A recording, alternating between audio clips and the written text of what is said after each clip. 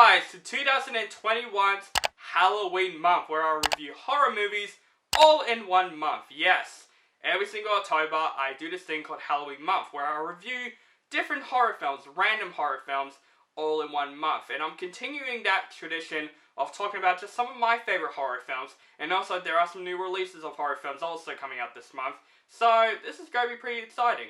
So from my Shining review that I did last year, I did promise that I'm going to review a particular movie, but unfortunately I was very busy last year, so I replaced that video with a collaboration with Justin doing top 10 horror movies of the 2010s. That video was a lot of fun.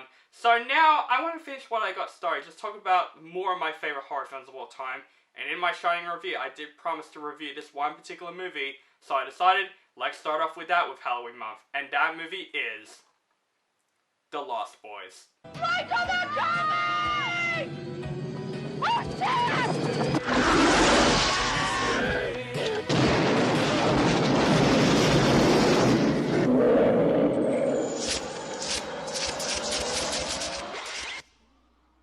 The Lost Boys came out in 1987. This movie is directed by the guy who directed Bat Nipples, Joe Schumacher. Rest in peace, Joe Schumacher. Yes, before Bat Nipples, before Bat Asses, before Cool Party, we got this badass film right here. We got The Lost Boys, which is, in my opinion, my favorite horror film of all time. One of them, and definitely the best film that Joe Schumacher has directed. But not just those two things. This is also one of my favorite vampire movies of all time. I love the original Dracula, don't get me wrong. Fright Night, very underrated movie. But The Lost Boys stole the show for me for vampire films. And fuck Twilight. Fuck Twilight. Some people are saying, oh, Twilight's the best vampire movie of all time. Vampires going outside, sparkling in sunlight is not the best vampire movie. The Lost Boys frickin' is one of my favorite vampire movies of all time. So I will talk in detail of The Lost Boys in a couple of moments. So if you have not seen The Lost Boys, please check this movie out. This movie was badass. This movie was awesome. But I am going to talk about some things in this film that I think people who haven't seen should not hear. So please check out The Lost Boys and maybe come back to this review. So in The Lost Boys, we get these two brothers named Michael and Sam. They move to Santa Carla, California with their mother to their grandfather's house where there are fairs, beaches, and also, unexpectedly, teen vampires. And when Michael, in the film, has joined a vampire gang unexpectedly, it is up to Sam and these new friends that he met, the Frog Brothers, to go out and stop these vampires from taking all the people in California. The Lost Boys has always been one of my favorite films. This is a film that got vampires right. It's how vampires should be in movies, in my opinion. It's a movie that I thought is very clever, it's very creative, especially when it comes to the vampire lore in this film. They did some changes with that, which I really loved in this film. And Joe Schumacher directing this film, he directed this film actually really well. The cinematography in The Lost Boys looks absolutely incredible, especially when it comes to the scares in the movie. Like when you see people getting kidnapped by these vampires, you don't get to see these vampires flying in and kidnapping them. You just see it in first person perspective, which I find it very clever. It makes the movie much more terrifying. But this movie is not just terrifying. This movie was just a bloody good time, especially of how 80s this film is. Like, this film did come in 1987, and it stayed in that culture. My god, this movie was cheesy as hell, but it's good cheese, you know? It's cheese that actually holds up, because the movie released in that time period. Like, there's a freaking guy that's ripped as shit playing a saxophone in this movie that is shirtless. And he's wearing, like, tight pants with long ponytail hair. That's the type of movie this is. It's a cheesy, bloodfest 80s movie that always holds a special place in my heart. Let's talk about the cast in this movie, including people like Jason Patric playing Michael. He's a really good protagonist. He's definitely the most cheesiest looking main character ever, like with the hair and shit. He's definitely an 80s protagonist, but Jason Isaac does a really good performance as Michael, and definitely he is the most badass main vampire I have seen in a movie. He is really cool in this film. Like, when you see him, he's basically this outsider that, you know, he is cool and stuff. He knows how to talk to girls, but, you know, he's kind of an outsider. Like, he doesn't have any friends, and when he's in this town, when he joins the gang of vampires, you feel very intense because, yep, he knows what he's dealing with, and It's really terrifying to watch, and when he turns into a vampire, it makes this film really intense, but also just a lot of fun. It keeps you entertained the whole way through. Corey Haim, hopefully I say his name right, rest in peace, man. He played Sam, the younger brother. His character brings up a lot of laughs in this film, but he's also a great character. I actually liked him better than Michael. I think his character has much more depth. He loves comic books, kind of like what I am. He's kind of relatable to me, actually. He loves comic books and stuff, like hero comic books. He hates horror comics, but his character was really cool in the film, and his chemistry with Michael really stood out in this film. It really brings a lot of heart to this film as well. But let's talk about the vampires in this film. That's when this film got really freaking badass, especially, in my opinion, one of the most iconic roles in a vampire movie, Kiefer Sutherland as David.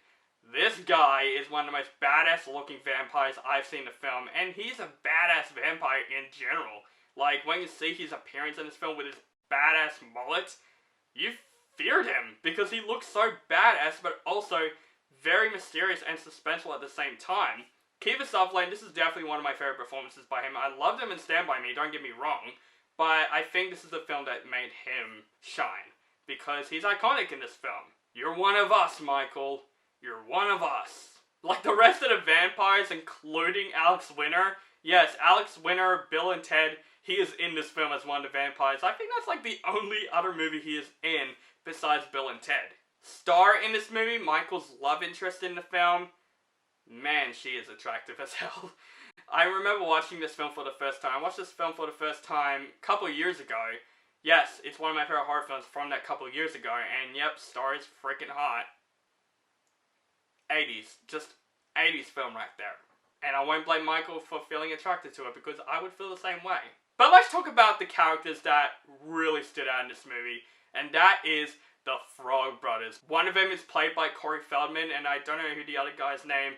These two guys stole this entire movie. They're basically vampire hunters that knows there are vampires in this town. They read a lot of comic books for their survival guide, and they're only teenagers. They're 16 years old.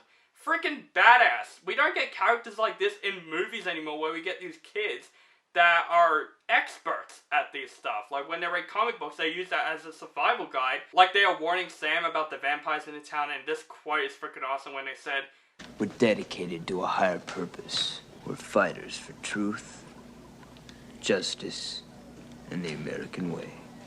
Right. We're hunters. Truth and justice in the American way. Corey Feldman, man, he is basically the Macaulay Culkin of the 80s. He's everywhere in the 80s movies like this movie and Stand By Me and Gremlins. He's like the most iconic kid actor in movies. And yeah, this is one of my favorite roles from him too. He's just badass in the film. The Frog Brothers. These characters are freaking awesome. But I love the style of this film. This definitely took a lot of style over substance. Like this movie looks awesome. I love the look of this movie. It has a black and reddish color tone, and it's a perfect combination for a vampire movie like this, because if you think about it, they're vampire type colors. The movie looks great, the cinematography is great, the score in this movie is also really, really good. Like, I love the bass guitar, like, solo with chanting children. That is probably one of my favorite scores in horror movies. This score is very, very suspenseful, but 80s, like, very, very thrilling at the time.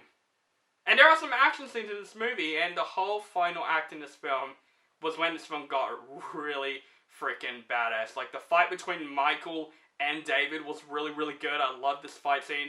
Even though it was a little bit short, I wish it could have been longer. But it's the first time I've ever seen, like, vampires fight that made me feel very entertained throughout the movie. And even one of my favorite scenes with the Frog Boys trying to fight one of the vampires, and they're basically putting him into a garlic bath. Garlic don't work, boys! I only water death breath!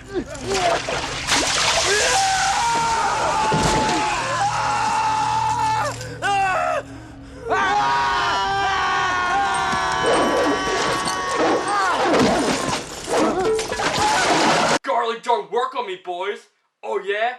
Why don't you try some holy water, death breath? That scene alone is one of the funniest scenes in this whole movie. And that's what's great about this film. It combines horror and comedy really, really well. Yes, this is a comedy as well. This film does make fun of vampires as well, which is really cool in the movie. And also what's great about this film also is that they did something original with vampires in this film. there's a really cool scene where Michael was going to turn into a vampire. He drinks blood. Like, instead of like getting bitten by a vampire, he drinks blood that looks like beer. Clever. I just love that detail. I love that cleverness in a film like this. Or like garlic doesn't hurt him, it is holy water. I love that. It's just so clever. I love the details that The Lost Boys did. Overall, guys, The Lost Boys has always been one of my favorite horror films. It's definitely one of the most fun I had with horror movies. It's a movie that holds up, even though of how 80s this film is. This is, in my opinion, the movie that got vampires right. We got awesome characters, awesome action scenes, great cinematography. Joe Schumacher, this is a time where he directed films really, really well. So if you have not seen The Lost Boys, please check it out. This movie was just a blast. It's a lot of fun. It's the movie that, in my opinion, got vampires right, with one of the most iconic performances by Kiefer Sutherland. Yes, this film's got 73% Rotten Tomatoes. I do not understand. This movie is always been one of my favorite films. So guys, that is my review for The Lost Boys. What do you guys think of The Lost Boys? Do you like the movie? Do you hate this movie? Do you think this movie holds up? Do you think this movie not hold up? Let me know that also in the comments below. Make sure you guys follow me on social media links down below. Facebook, Status, Instagram, Twitter, and Letterboxd. Make sure you guys subscribe to my channel, notified for my latest movie reviews and upcoming movie related content. And have a nice day.